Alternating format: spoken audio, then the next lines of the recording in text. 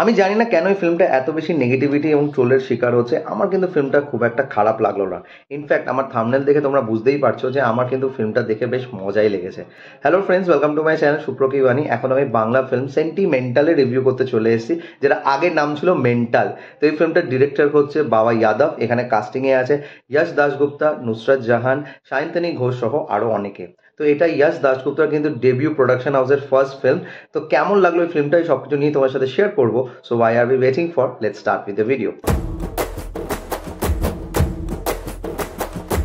তো ফিল্মটার ডিউরেশন হচ্ছে 2 ঘন্টা 15 মিনিটের কাছাকাছি, এবং এই ফিল্মটা কিন্তু একটা পট বয়লার ফিল্ম, যেরকম সোকল কমার্শিয়াল ফিল্ম আমরা দেখেছিলাম বাংলাতে যখন একটু ছোট ছিলাম। দেবদার, জিদ্দার, অঙ্কুশদার, যেরকম টাইপের ফিল্ম হয়ে থাকতো সাউথের থেকে, যেরকম ভাবে নিয়ে সেই মশালাগুলোকে দিয়ে ফিল্ম তৈরি করতো, সেরকমই একটা ওয়েতে এই ফিল্মটাকে কিন্তু আমাদের কাছে তৈরি করা হচ্ছে। এবং ফিল্মটা কিন্তু দেখতে তোমাদের কিন্তু খারাপ লাগবে না। অ্যাটলিস্ট আমার কিন্তু হলে ফিল্মটা দেখতে বেশ মজাই লেগেছে। এবং এখানে যা যা ইনস্ট্যান্সেস বা সিনস আমাদের দেখানো হয়েছে সেগুলো হয়তো ওভার দ্য টপ হতে পারে, তবে সেটা দেখতে গিয়ে এখনো কিন্তু সিটি মারতে ইচ্ছা করবে। এবং বাবা যাদবের একটা নিজস্ব স্টাইল আছে সেইভাবে প্রেজেন্ট করা, যেটা আমরা বস বা বস টুতেও দেখেছি।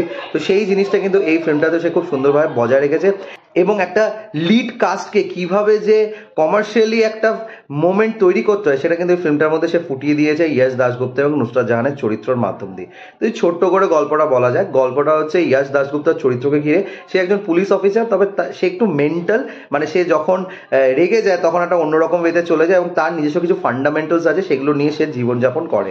তো রঘুনাথপুর বলে একটি এলাকা আছে, যেখানে সায়ন্তনী ঘোষের একটি চরিত্র আছে যাকে দিদিমণি বলে সবাই জানে। এবং সে খারাপ জিনিসপত্র সেই গ্রামের মধ্যে ঘটে, সেখানে সে কোনো কিছু প্রতিবাদ করে না এবং নিজের মতো করে গ্রামটাকে নিজের আয়ত্তে রেখেছে। তো সেই গ্রামের মধ্যে গিয়ে এই পুলিশ অফিসার কি কি খেল দেখায় এবং কি কি জিনিসপত্র ঘটে, এই সব কিছু জানার জন্য তোমাদের এই ফিল্মটা দেখতে হবে।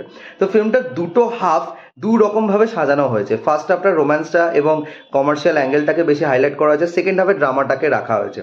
তবে আমার মনে হয় সেই জায়গাটা যদি ব্যালেন্স করতে পারতো, মানে স্ক্রিন প্লেটা যদি একটু ব্যালেন্স করে রাখতে পারতো, তাহলে হয়তো ভালো হতো। মানে ফার্স্ট হাফটা বেশ অনেকটাই বেশি ক্যারিক্যাচারিশ হয়ে গেছে, আবার সেকেন্ড হাফটা অনেকটা বেশি ড্রামা চলে গেছে। তো দুটো যদি একটু ব্যালেন্স ভালো হতো তাহলে হয়তো খুব ভালো লাগতো।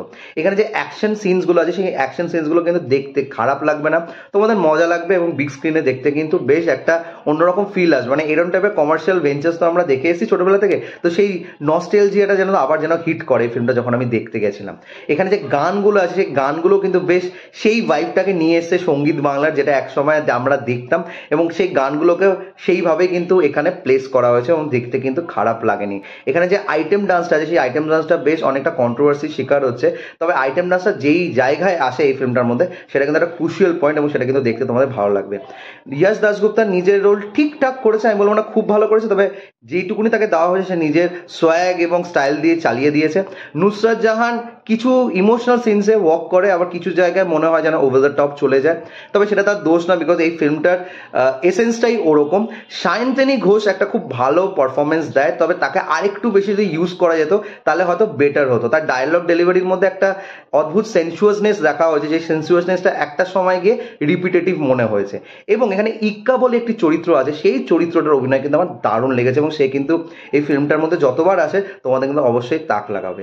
তো আমার কাছে এই ফিল্মটা is not a bad watch, আমার কাছে মনে হলো বেশ ভালোই লেগেছে। তো তোমরা যারা যারা ফিল্মটা দেখেছো প্লিজ কমেন্ট করে জানিও তোমাদের কেমন লেগেছে। আর আমার যদি রিভিউটা ভালো লেগে থাকে, don't forget to like, share and subscribe my channel. আমার সাথে জুড়ে থাকার জন্য আমাকে ইনস্টাগ্রামে ফলো করতে পারো। ইনস্টাগ্রামের লিঙ্ক আমি ডিসক্রিপশন বক্সে দেবো, তা সত্ত্বেও আমি হ্যান্ডেলটা বলে দিচ্ছি, সুপ্রো09bit2। আই রিপিট, সুপ্রো09bit2। Till then, stay tuned.